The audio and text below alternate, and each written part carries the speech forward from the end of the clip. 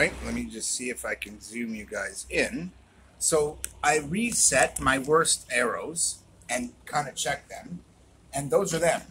I wanted to show you real quickly the bow that I'm using, because this is not the same as the others. Now the others weren't actually finished yet, guys. This one is actually finished. You'll notice I got the arm guard and all that stuff. I got this here. The bow itself is actually pretty strong. This is well over 50 pounds, guys, at 28 inches. In fact, it's strong enough that I wasn't able to use it for myself in the past. It just wasn't viable. So I thought I'd show you guys this. Now, the way I have this is on a setup with lockers. So it's actually designed to go over this shoulder and under the other one, guys, like this, and then clip on. Only when you just put it on over your shoulder, it never sits right. It just doesn't. And at this point, I can just reach back and grab my arrows. But if I lock it in correctly and snug it in place, and then take this little guy right here and lock the other end into place, say right over here, you'll see it keeps my arrows up to where I want them. So what I like to do is tuck it through right here on my side, a belt loop, and run it around and hook it anywhere. So I just go over to the next belt loop and hook, and now, as you can see, my arrows are readily available. So I am going to put some rounds into this target, guys. Now I will say with this first round, I aimed dead center right here, guys. I aimed literally right at the base of this. I hit it perfect on the mark. This is out of my worst arrows, but it's one of the ones I made, and it's got a really nice set of fletchings on it. I'll show you that one at the end. This was the factory fletching that was the worst one I got. I said I would work with them a little bit. All I've done is just keep trying to shape them with my hands and working with them for about 20 minutes each, if that. And they both come up really nice. They both work awesome. So, I'm going to shoot a few more rounds. And I came off pretty far to the right there, guys. But as you can see, I wasn't really far off my mark of where I actually aimed, believe it or not. So I'm just going to go and check it. Now, I just started working with this. It's pretty decently set up. Let me just check with the fletchings. I'm pretty sure with this particular arrow I need to go. Yeah, I got to put my fletchings in the right direction for sure. So let's check that. Check our knock. Make sure everything's looking good. Actually aim. And we're not really having a big problem, but we did miss by a little bit. So this arrow goes aside. The other two that I just finished working on, they're all good. They were very accurate, and now they're some of my better arrows from the look of that. But definitely both those problems were corrected.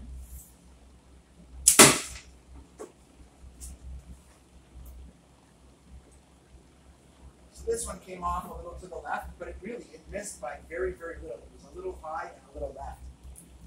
So this one goes to me to check. And I'm feeling that this was very loose. I could hear it. So I'm going to check it. It looks okay. I'm going to shoot it again. For a minute there, I thought I had damaged the arrow, guys.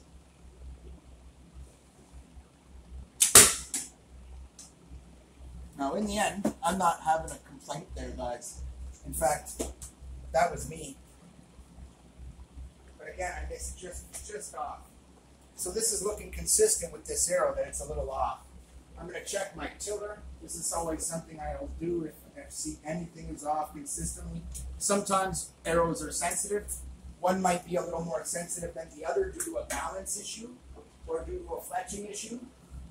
It could be that one fletching is a little farther spread out than the other, so that there's contact being made or something.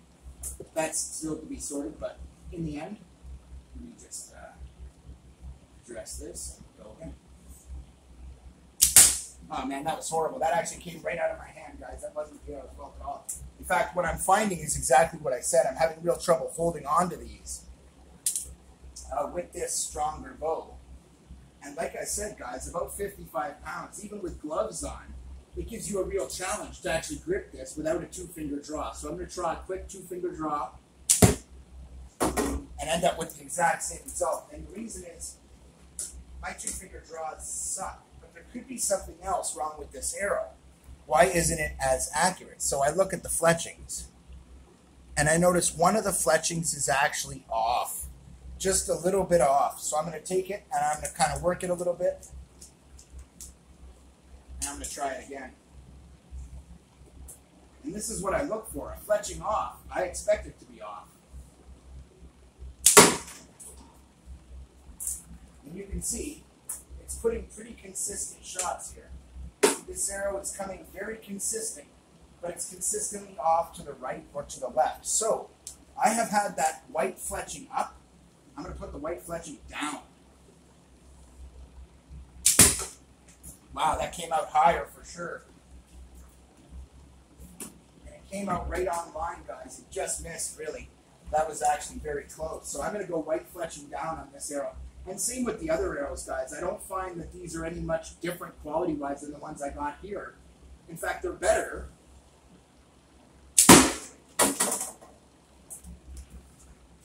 For higher poundage loads. But look at the difference. You know, it was able to put another round in the target. Even with those other two arrows there, this arrow was able to go right into the target. I'm just pushing these in all the way. They'll actually help to hold your target in place if you ever wanted to do it. That's a good way to go. So I've got a couple more arrows here, guys, I want to try. In fact, by the time we're done, we're going to have 6 in that target. So on this one, it looks like the white fletching up might not be the way to go, so I'm going to go white fletching down. And it's all independent on the way that each individual arrow is fletched in the exact alignment.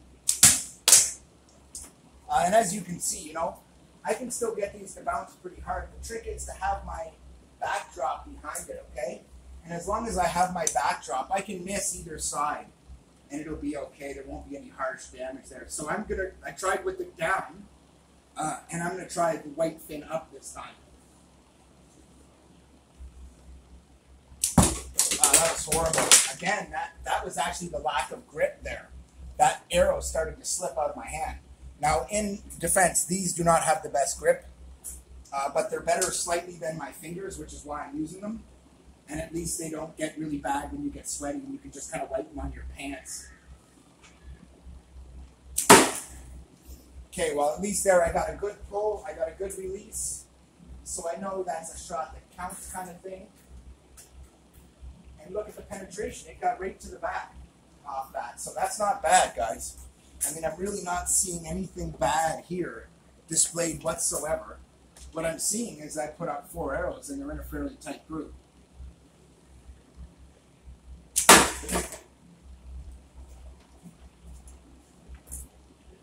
Little off to the right, but not that bad.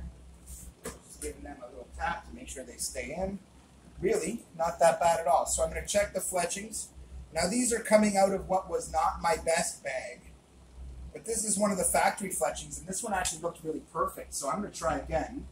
I tried white fletching up. I'm going to go white fletching down this time, which on this bow looks like it might actually be favorable. I don't know. We're going to try it and see if it's a little more accurate. Yep, it is so. I only know that because as I let it go, it shot closer to where I hit. See this group? This is how you actually judge. So you go for the middle of each shaft. Considering that I just put this together and I still have to adjust the knock for these arrows, this is really good. So I'm actually going to leave it in place just so I can see where it hit, and if I can, this is why I took it out. So I'm going to angle these down. This is another good trick. Angle the tips toward the back, and it'll stay. Maybe not, but it will. So we're going to put it like that. I'm going to let it stay like that, and I'm going to try and put one more arrow in there without hitting my other arrows, guys. This is part of the trick of archery. I'm not trying to Robin Hood this shit. It's the other way around. The last thing I want to do is hit one of my arrows, but within that, I want to be as close as I possibly can. So here we go.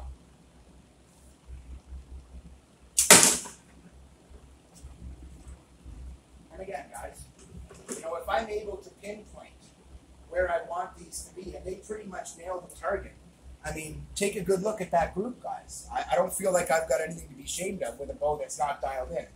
I just threw this together real quick. I hadn't had a string on it in a long time. Shoots great, but this is one where I've thoroughly epoxied in a shelf and tested the shelf and shaped it and then epoxied it. It shoots great. It's very locked in. This bow works great, guys. It's right around 60 pounds. Well, 55 at 28, I think. It's one of the many that came out right around that size. That strength. And I gotta tell you, I love it. Now, you know, obviously I don't have this fully dialed in yet. But what I like to see, and what you see with arrows that are consistent, are groups. And what do you see here? You got two arrows grouped together that really are two here in the middle, which is really nice. But when you really look, it's like they always come across in groups of two either way, no matter how they look to the eye. But in the end, considering I don't even have the bow dialed in yet, that's really good. These are actually quite good arrows. Keep in mind, you know, with the Barnetts, it took me a couple of days of working with them. I still haven't weighted them or balanced them yet. All I'm doing now is working with the fletchings, and they've gotten much, much better, to the point now it's getting difficult to tell which are the best arrows just by shooting. But you can see clearly which were the three best arrows. 1, 2. This one, close next door, and these progressively farther away are the lower arrows. But they're not off by much, and the variation is getting less and less the more I work with them. Which means my jig for the fletching with the little heat shrink tubing, that worked great. I did have to spend quite a bit of time working them back into shape, but now that that's done, they work awesome. I have no complaints. So, the other thing is, I have no trouble reaching my arrows. I have no trouble discriminating between the arrows that are my go-to arrows and my junk arrows. You'll notice I never pulled out a junk arrow. So what I'm going to do is I'm going to take this guy, the only one that hit perfectly exactly where I aimed it. I'm going to look, and I notice it's one of my fletchings. So I'm going to put that in the primary position. Then I'm going to take the one right next to it, the second most accurate arrow, the factory fletching. I haven't modified this one. It goes second. Now, you take this guy, the third most accurate. Check your tips every time, guys. Check your shafts. These are carbon. If they start to go, stop using them. They will shatter. I haven't had one shatter. This, again, the fletching came out really nice, but again, it's one of mine. So 2 out of 3 of my most accurate arrows are me modifying the stock fletching. This one, which was the next closest arrow, this gets the 4th position, kind of an honorable mention. This is one also that came from the factory, but was one of the nice ones, without modification. So it goes into the back here. Then you got these two. And what we see when I see these two, again, this one was coming a little loose. Out of half of these, I found the tip was coming loose after firing a dozen shots each. But this is one of mine, and this one's one of mine. You might think, but this is actually one of the factory ones, and this is one of mine. You can see how much tighter they are. And they came out really nice. So in my top 3, I see right away that 2 of my most accurate arrows are ones that I have modified. And the number 1, in that number 1 slot, guys, that I showed you, is one of my arrows. It is the most accurate one, as is usually the case. So what's cool about that is the 3 arrows that I did that with were my worst 3 arrows out of the box. Once again, I've been able to take my worst arrow and make it my best arrow. So now that I've adjusted my fletchings, and I know which one is empirically my very best arrow, and my second, and my third, and my 4th, and my 5th and 6th. Now these aren't bad, guys. In fact, they're pretty good. But in both cases, I look at them and see something a little off with the fletching, you might think, but this one, actually, the fletching looks flawless. This one looks like they're curled a little too tight still and needs to come back the other way. But again, I mean, these just got finished, and it's only been tonight, and they need to be adjusted, and this was one of the squished ones. You might think, but it wasn't. It was the worst of the factory ones that I kept because it was squished the least of the squished ones. And it's still technically my worst arrow, but very close. So you've just seen me adjust these. I'm going to reshoot the 2 of them, and we'll see how that goes. I'm going to do it without the glove, though, and the wrist guard, because I really don't need it. If I get slapped in the wrist, it is paracord. It is a lot more gentle on me than you might think. So here we go. White fletch up. Wow, I love this bow for that, guys. You see the force that that comes off with. And you see the exact same thing. In fact, it hit right below its old hole, right above it, which means it's really not much of a change. And I tend to think that this is more a matter of the balance of these two arrows, because everything else is the same.